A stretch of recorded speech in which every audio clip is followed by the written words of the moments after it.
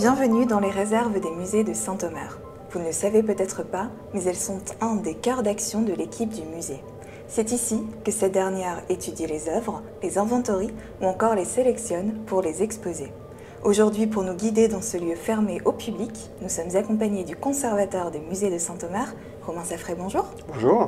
Merci de nous accueillir dans ce lieu aussi particulier. Peut-être pour commencer, pouvez-vous nous présenter en quelques mots ces réserves ? Alors les réserves, c'est l'endroit où sont conservées l'ensemble des collections qui ne sont pas exposées au sein des musées, qui concernent en fait la plus grande partie des œuvres comme beaucoup de musées. Ici, les œuvres sont conservées par matériaux, puisqu'effectivement, selon le matériau qui constitue une œuvre, la température ou l'hygrométrie idéale ne seront pas les mêmes. Donc ici, on a notamment comme réserve principale une réserve céramique, une sculpture, pierre et plâtre, une réserve bois, matériaux mixtes, enfin organique en général, une réserve peinture, aussi bien support toile que bois, une réserve pour le métal et une réserve pour le verre. Vous nous faites voir ça ? Très bien.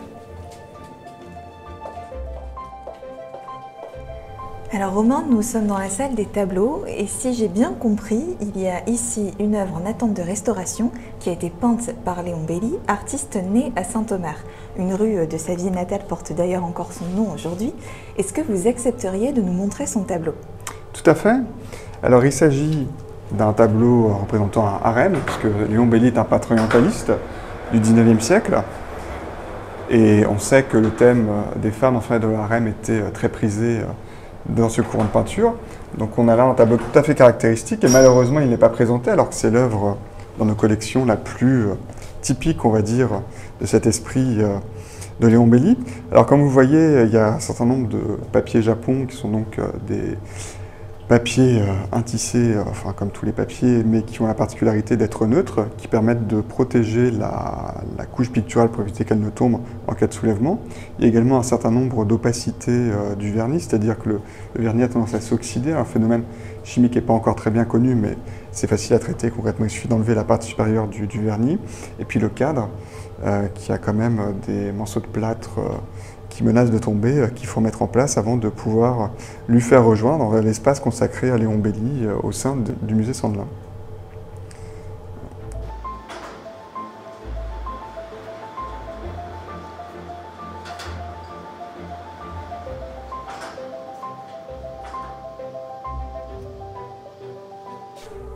Plusieurs des œuvres conservées dans ces réserves rejoindront prochainement le musée. C'est le cas d'un lapidaire provenant de l'ancienne halle et chevinelle.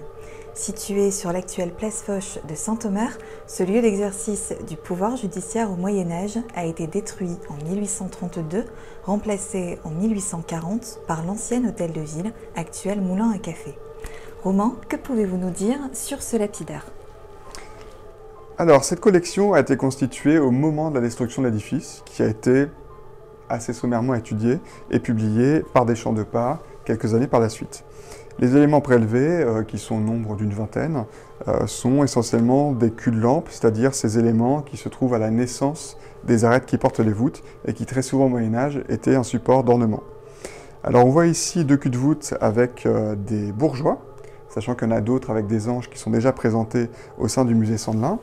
Et l'objectif est de les ressortir pour montrer l'essentiel de la collection dans le cadre du nouveau parcours permanent qui mettra en avant la question de l'exercice du pouvoir judiciaire et de sa représentation ici à travers ces personnages qui donc sont des bourgeois de Saint-Omer, c'est-à-dire des personnes qui habitaient à l'intérieur de Saint-Omer, qui payaient un droit de bourgeoisie, qui de ce fait avaient droit à un certain nombre d'avantages, notamment fiscaux, mais éventuellement aussi commerciaux.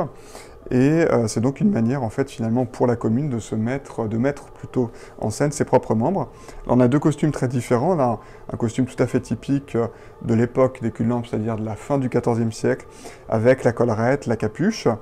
Et à ma gauche, ou derrière moi, un personnage qui ressemble plus à un magistrat, en tout cas quelqu'un avec un costume avec un drap extrêmement épais, typique des productions flamandes, avec des plis très resserrés et puis un bonnet.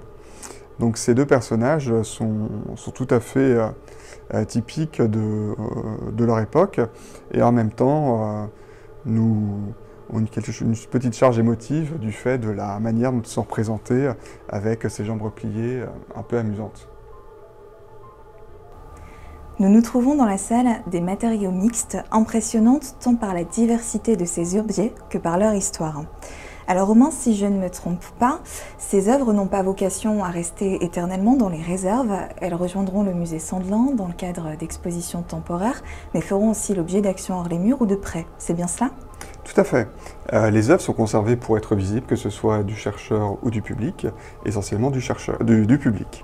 C'est notamment le cas des armes à feu qui sont présentées ici, en matériaux mixtes, parce qu'il y a à la fois du bois et du métal, qui ont été visibles dans l'exposition aux armes Chevaliers et mercenaires pirates, il y a maintenant pratiquement 2 ans. C'est aussi le cas des chaussures chinoises, qui sont en face et qui seront présentées très prochainement. Vous nous montrez ça ? Très bien.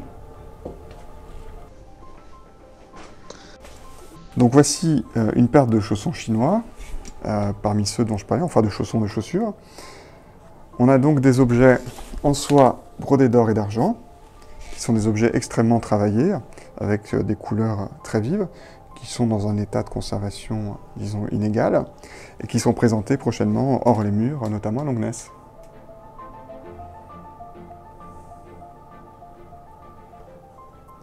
Outre l'exposition, les collections sont aussi accessibles aux chercheurs et on travaille dessus. C'est notamment le cas en ce moment de la collection mexicaine, qui est en cours d'étude par le musée de Pau. Nous arrivons au terme de cette visite, au cours de laquelle le patrimoine en pays d'art et d'histoire de Saint-Omer s'est révélé plus mouvant, plus vivant que jamais.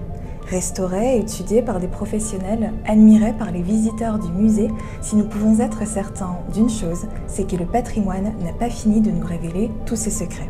D'ici là, Romain, nous vous retrouvons très vite au musée Sandlin. À très bientôt.